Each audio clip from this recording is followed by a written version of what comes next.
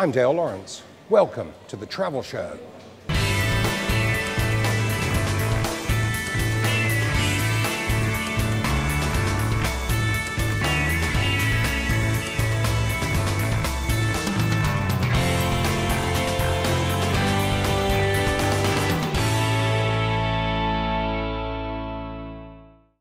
Fly different, feel extraordinary. Bangkok Airways, Asia's boutique airline. Thanks for joining us. Later in the program, we'll be dropping in on a networking event being hosted here at the 4 Points by Sheraton by two of the world's oldest and most established industry networking organizations. We'll also be rounding up the latest news from the world of travel and tourism and wrapping up our visit to Hua Hin in Cha Am. Tourism in Thailand and the ASEAN region is a major employer, but there are concerns that far too many graduates are leaving university and not finding that all-important first job in the industry. Later I'll be talking to a lecturer from Assumption University about this problem. But first, let's hear the views of the general manager of this hotel. Stay tuned as Janet McNabb goes on the record.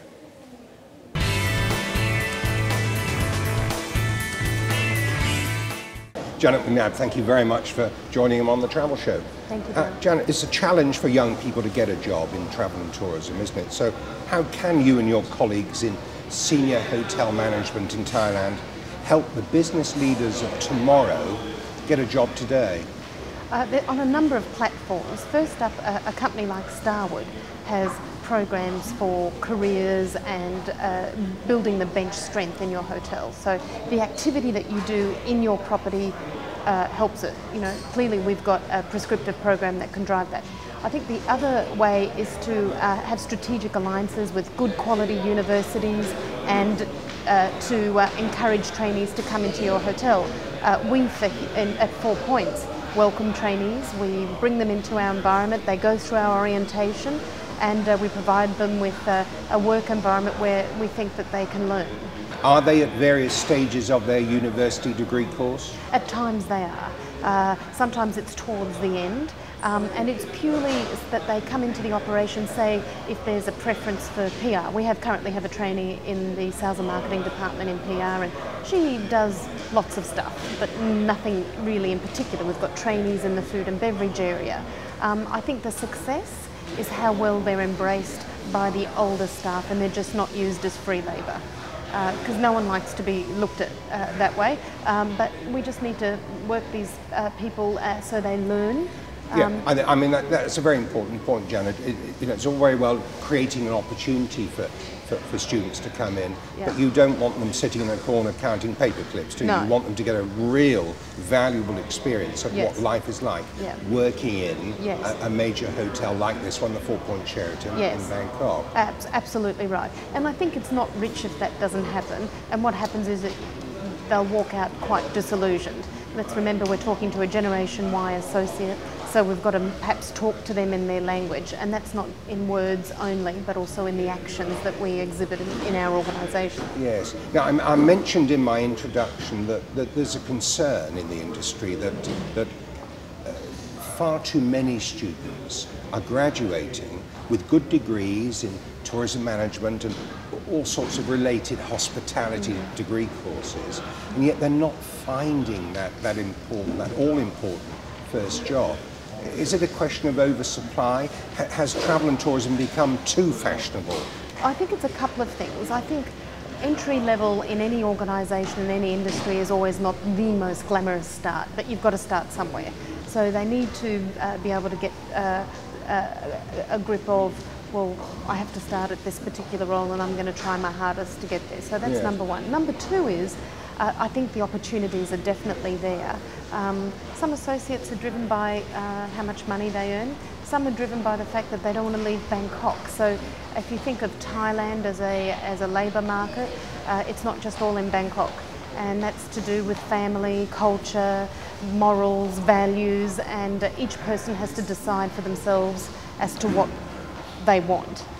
Are you looking to forge closer links with academia? Yes. I mean, I know you're very enthusiastic about the idea of being seen as a proactive employer, welcoming younger people into the profession. So, what would be your thoughts about creating stronger links with universities in Thailand? I think the key is strategic alliances with universities that fit with our brand, that have the type of associate that fits with the culture of the hotel. You know, different associates have different preferences. I don't know enough about all the universities in Thailand, but perhaps different universities have stronger streams coming through in certain areas, say maybe finance and food and beverage. But definitely the key is strategic alliances. For the moment, Janet McNabb, thank you very much indeed. We'll be back with more with Janet after the break, but first, here's a roundup of the latest news.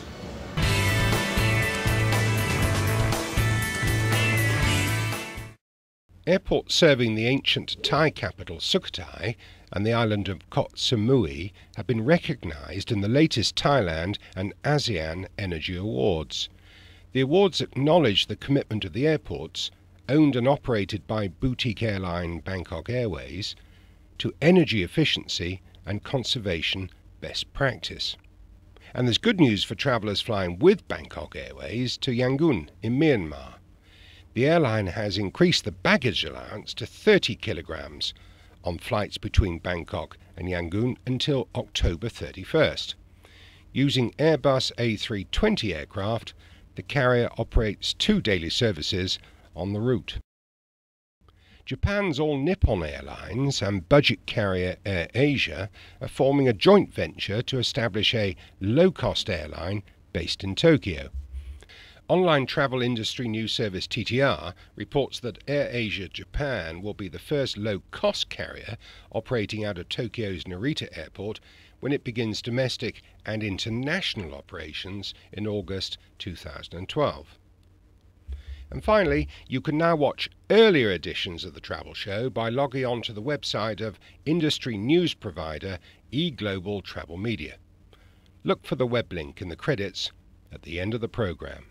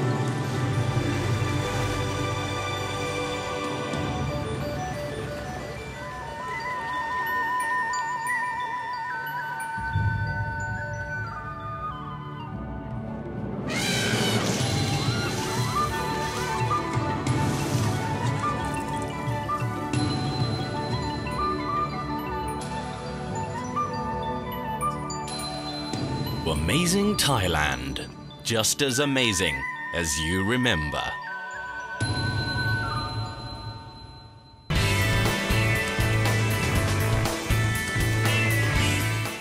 Welcome back. I'm talking to Janet McNabb, General Manager of the 4 Points by Sheraton Hotel in Bangkok. Janet, before the break we were talking about academia. Let's turn to your own property here. You're in Sukhumvit Soi 15, right at the heart of a very busy part of the city centre of Bangkok. You've been open for 6 months, you mentioned that. I'm puzzled, why would you open another hotel in a city where supply already exceeds demand? Yes, that's an interesting question. I think when you're looking at Starwood, which is our company, we've got solid representation in that 5-star segment of our business. Where there was a gap was in the mid-scale, and that's where we slip in. So in the first 6 months of operations, are you above target, below, or about where you expected to be? We're well above target, in fact surprisingly so. The reception to our product by all of our customers has been outstanding, and I'm very relieved in a way, I suppose, in opening a property, but also humbled by the fact that guests are making very positive comments about the style of property, and the entire, I think, experience that they get at the hotel. Just finally, Janet, looking ahead towards the end of the year when we'll see the start of the 2011-2012 high season, are you confident that the recovery that Thailand is now experiencing will continue? I'm very heartened to see what's happening with the occupancies. I think it's terrific, and I think that there is a steady positiveness about what is happening.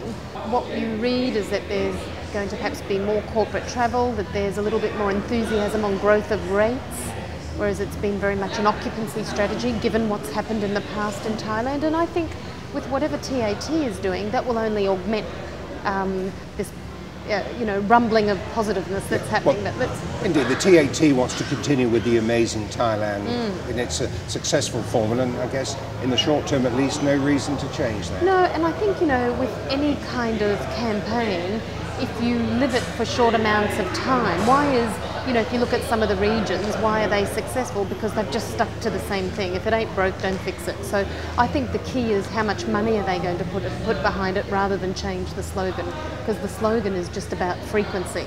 You're a media person, so the more times you hear it, the more recollection people will have. It's a very, very familiar jingle now. Yes, exactly. TV viewers all over the world. Yes, that's right. It is indeed. Yeah. Janet McNabb, thank you very much for going on the record. Thanks very much, Dale. After the break, I'll be talking to Scott Smith from Assumption University about the challenges facing graduates as they look for that all-important first job. Stay with us.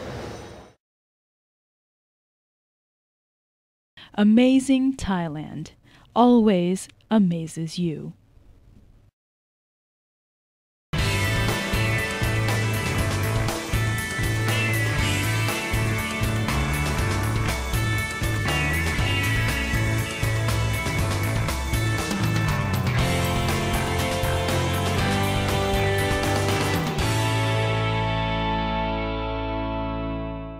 So Scott, we've been talking about the challenges facing graduates leaving university, finding that all-important first job. I was raising these issues with Janet McNabb, the General Manager of the 4 Points by Sheraton here.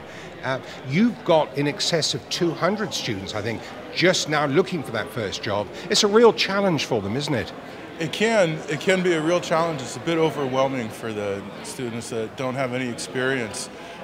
Our students at Assumption University, they have to do an internship right after they finish their coursework. So that gives them an opportunity to get out into the industry, and that'll be their first opportunity. Many times those internships lead to full-time jobs. Well, Janet was telling us that she's very happy to take interns here. She's done that already. But there's still a lot of jobs to be found for those students. I mean, it's a struggle for them, surely. Absolutely, it's a struggle for them, and sometimes we focus a lot on the education and less on the training at school, and maybe we do need to do a little more training as far as how to hunt for jobs and work on your curriculum vitae and the rest of that. Now, you're very keen on building even stronger links between academia and the hospitality and hotel management tourism sector as a whole here in Thailand, aren't you? And you've just formed, I think, a new chapter as part of the Parta Thailand chapter. That's right. Tell me a little bit more about that, Scott. That's very exciting. In addition to being the director of Young Skull Thailand, we just formed the ABAC Satellite chapter, which is the first university in Thailand that was chosen, Assumption University, to form this satellite chapter. So we have 2 events already on the books. One CSR, we're going to spend a day with the kids from the Chameleon Home. And then we have another very special speaker seminar coming up on August 7th. So we really hit the ground running with activities. I think it's just really important to give the students an opportunity to invest in their professional development. And do you think those students will find it easier as a result when they graduate in perhaps 1 or 2 years' time to find that first job? Absolutely. As we know, it's a lot about networking, and these students don't have any networks at this point. So giving them opportunities to join PATA or to join SCUL really allows the cream, the best and the brightest of the future leaders, gives them opportunities to rise to the top.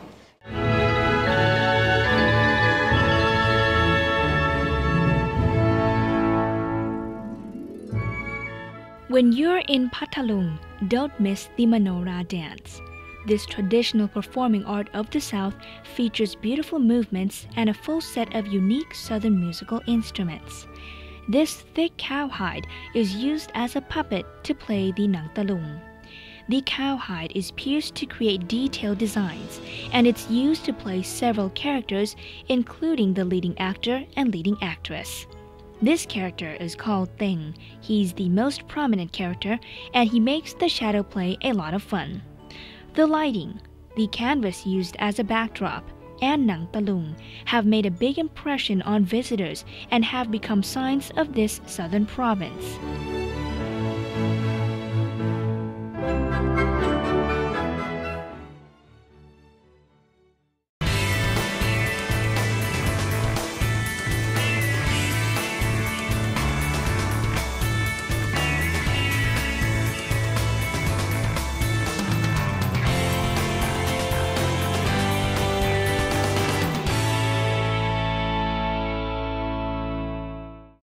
Next, a chance to speak with some of the industry's leading figures in Thailand at the latest SCAL networking event, which this month was held jointly with the Thailand chapter of the Pacific Asia Travel Association.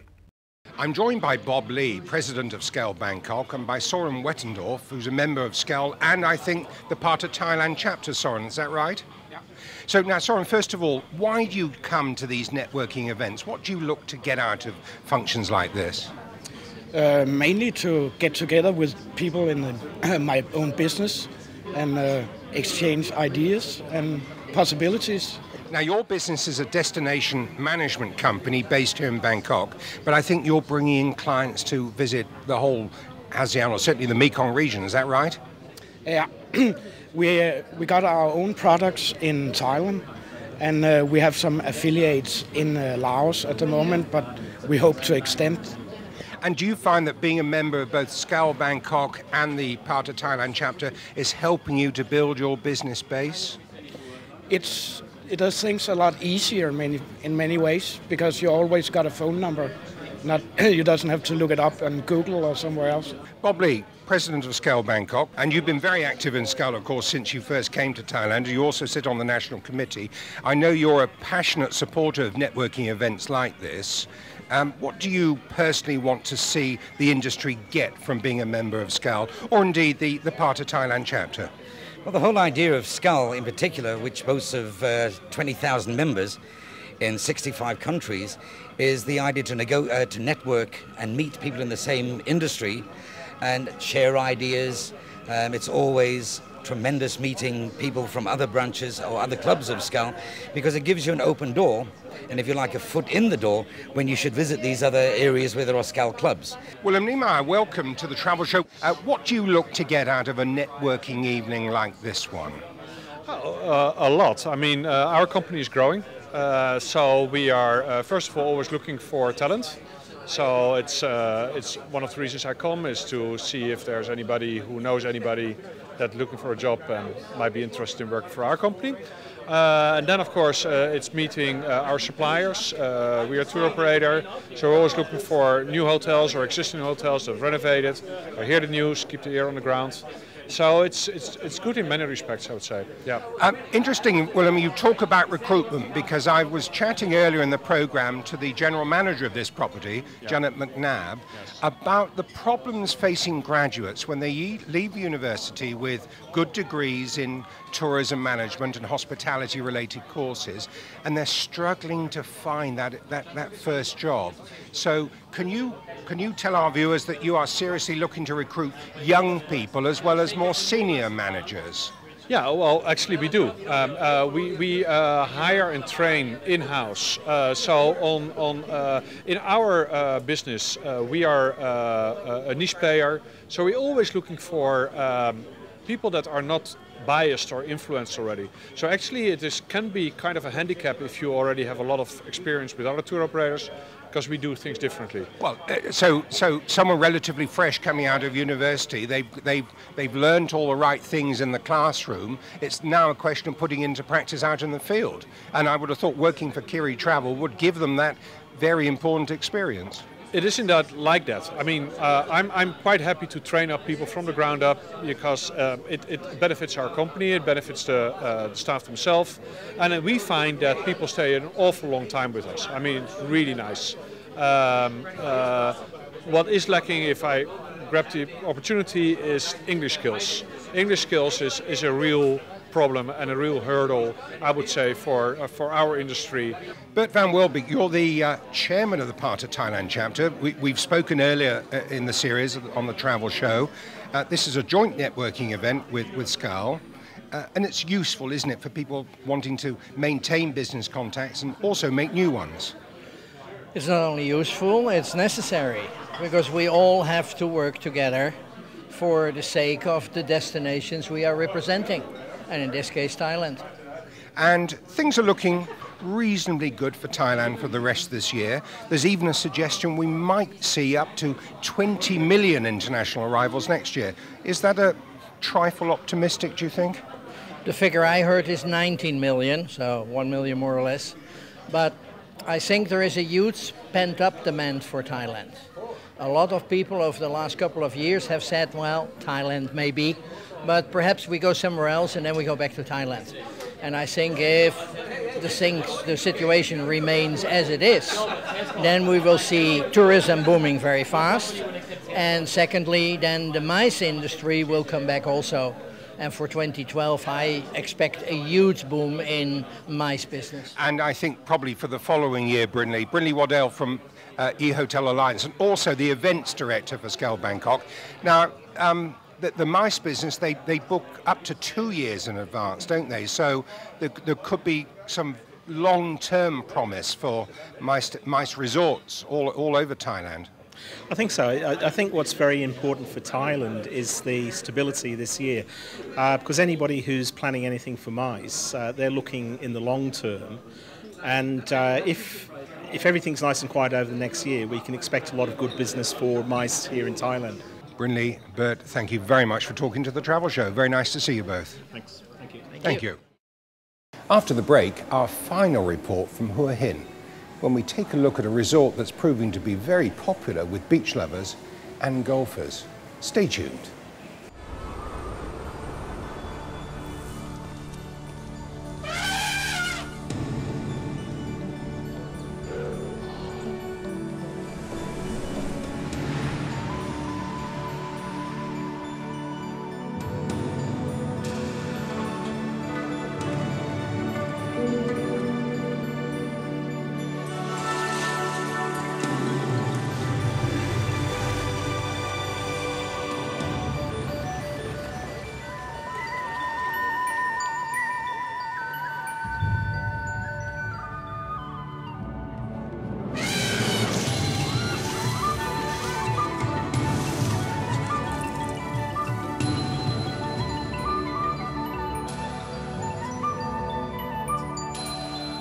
Amazing Thailand, just as amazing as you remember.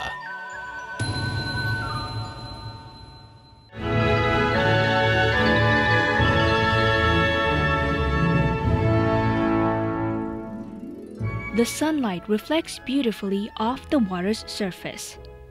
And here is Thale Noi, the most popular attraction in Pathalung province. Let's jump into the boat and begin our journey. The mornings here are stunning. Thale Noi is a Ramsar site or a wetland, and it's still very fertile. See, so many lotuses are blooming here. It's just picturesque. That's a big waterfowl. And look at that, a buffalo walking across the water. This is very impressive. If I hadn't come here, I would have never known this wonderful aspect of Pathalung. Let's explore Thale Noi and experience the pure nature.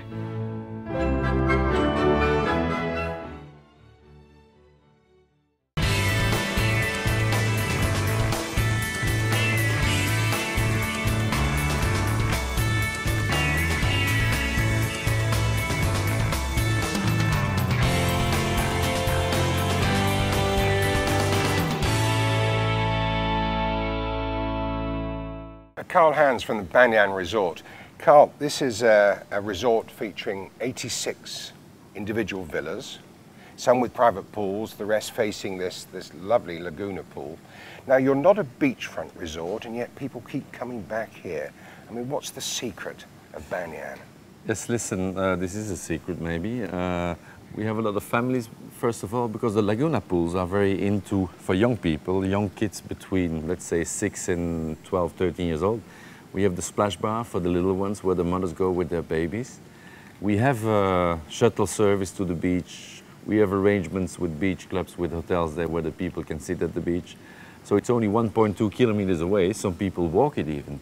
So I don't think it's a big thing that we're not on the beach, because after all, we're a family golf resort. And people, the husbands come and play golf while the families are here. The wives are staying here with the kids and might go to the beach. I must also say Thai people are not into the beach so much, so they don't mind. We are 80% are Thai people coming here in the weekend. And the Phalanx who come here, Europeans or Chinese or Hong Kong Chinese or Japanese, they all come and play golf. So we don't see this big problem of not being a beachfront resort. That's clearly a major selling point for you, yes, for drawing families and particularly golfing families to this particular resort. Yes, exactly. Unique selling point for me, the golden egg, as I always say, is our golf course. Number 3 in Thailand at the moment. In 2009, we were the best new golf course in Asia Pacific. Last year, we won the prize of the best clubhouse in Asia Pacific. We keep on winning prizes. We keep on going up in visitors and people interested in golf. Also, groups from Japan, groups from China and Europe. And more people start to know Banyan. The golf course is really settled already after 3 years, which is very quick. Well, we're looking forward to seeing that.